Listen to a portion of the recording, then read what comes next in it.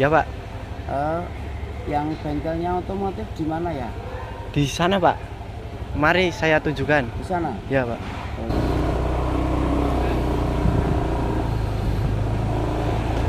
Terus Mas? Terus Pak. Terus ini ambil kiri Pak. Ambil kiri. Ya. Masuk sini ya? Ya masuk sini. Benar sekali Pak.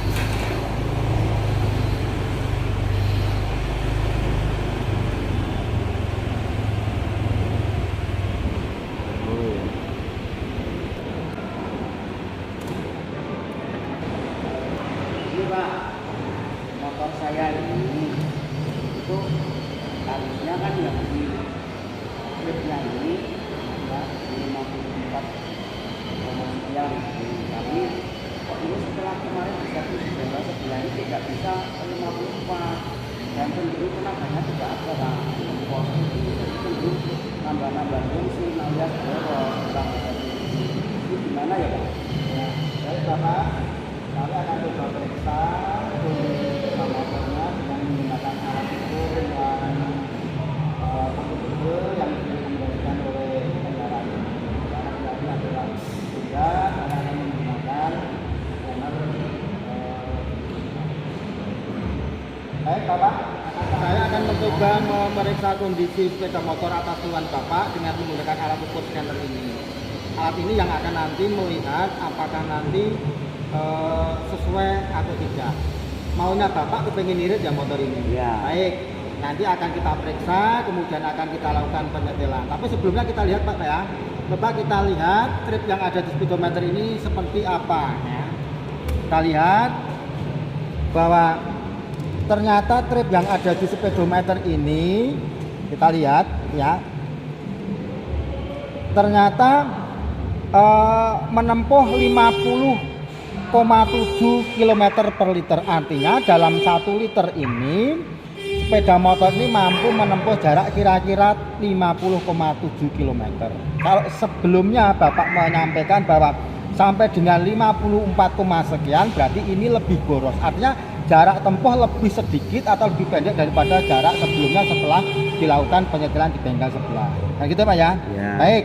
Mari kita cek bersama-sama Pak, nanti supaya nanti Bapak tahu, dan tolong nanti setelah nanti ini kita periksa, tolong jangan diwah-wah, jangan diutek-utek bahasa Jawanya Pak ya. Siap. Karena biasanya setelah nanti dilakukan proses pengiritannya sesuai dengan kondisi kendaraan, itu biasanya tidak marem sehingga harus dirubah kembali.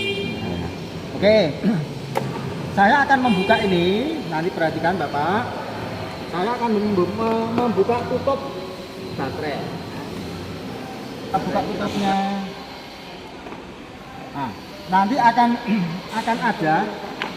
ketemu yang namanya DLC ya. Ini DLC-nya, kebetulan sudah tidak ada tutupnya. Nah, ini sudah nggak tahu ini tutupnya bagaimana.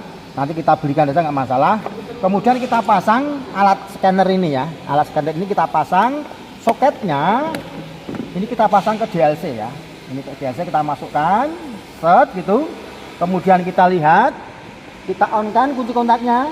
Kunci kontak ini kita on kan seperti biasanya, kita on kan. Nah, ini sudah on. Kemudian kita baca.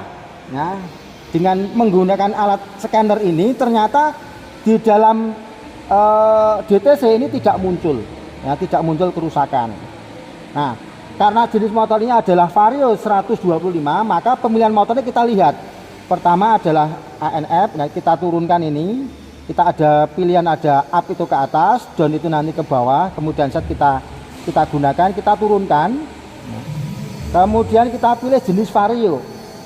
Ini Vario ANC 125. Kita pilih Pak ya ini. Karena ada Vario 150 ya. Kita pilih yang 125. Nah, kemudian ada lagi yang jenis yang bawah Pak, kita lihat.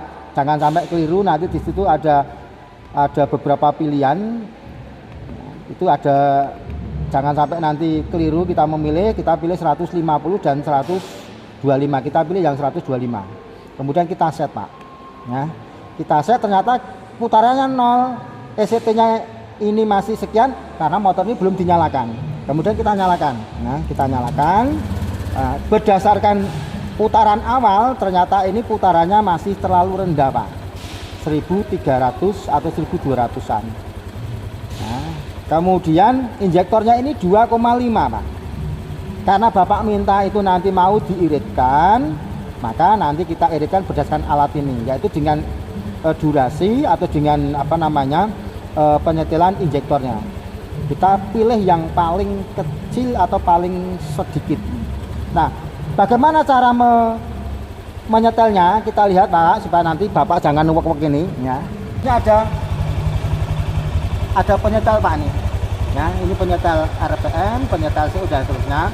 Mestinya ini bisa menggunakan, kalau kepengen kepenak dari atas ya, kita dari atas, tapi kalau nanti tidak ya pakai tangan ini bisa, enggak apa-apa ya. Terus perhatikan yang ini Pak ya, kita perhatikan ke atas ya, bahwa injektornya ini masih 2,3 sekian milisekon. Artinya kalau Bapak kepengen paling irit ya kita lihat, kita coba ya. Kita coba, ini masih malah naik Pak, dari 3 nih ya, tadi kan 2 RPM nya turun dari 1000 menjadi 900, kemudian injektornya itu naik dari 3,4. Sekarang kita turunkan, kita pilih RPM dulu antara 1400 sampai dengan 1800-an. Nah, sekian itu, kemudian kita cari injektor ini, itu yang paling kecil Pak ya, artinya nilai yang paling sedikit kalau mau ngirit. 264, 248, 272, 244 ya. Nah, ini ternyata ada 248, ada 194. Kita cari yang paling irit, kemudian RPM sudah memenuhi Pak. Sudah memenuhi saat 1400 atau 1500-an. Kita cek bawahnya, pengapiannya masih naik turun sebenarnya ini ya. Naik turun dari 14 sebenarnya ini bisa dibuat supaya nanti tidak naik turun, supaya nanti lebih stabil ya, lebih stabil. Kita lihat posisinya jangan sampai terlalu tinggi ya. Ini dari 16 17 itu sudah mulai stabil, yang atas itu dari 2,07. Nah, ini kemungkinan menurut setelan saya mudah-mudahan lebih ngirit lagi. Nah, saya kira itu Bapak, nanti kita coba. Ini yang disetel tadi untuk menaikkan injektor dan untuk pengapiannya, menaikkan menurunkan injektor.